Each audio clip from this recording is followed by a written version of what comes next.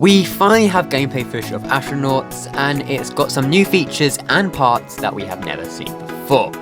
So first of all, we know that astronauts will be able to plant flags, and here we have some images and also gameplay footage of this in action.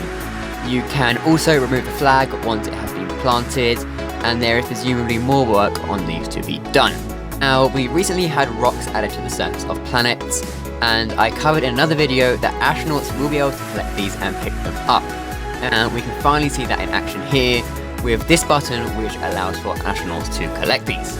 We can also see in this footage that astronauts can disembark the spacecraft in orbit to perform a spacewalk, which is very cool to finally see in action. And also that the control panel is similar to an RTS style control system. And a massive thanks to N204 and AstarLC for their help on this video. Back in the build menu, we can also see the process of assigning an astronaut, which was similar to the glitch I covered in a previous video. And here in this video clip, we can actually see astronauts walking and kind of jumping. We do expect more animations for these as development goes on.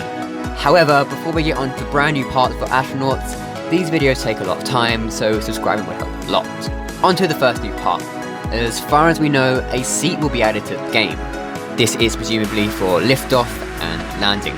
And here we can see an astronaut in a seated position. It's interesting to see how astronauts will react with other parts, and they can also leave the seat as well. Here we also have the lander can. Now we can see that astronauts can board it. I have a feeling this will be used for missions on other planets, and here's the current status of the can. If we have a look, there's also another part which I believe to be some kind of probe.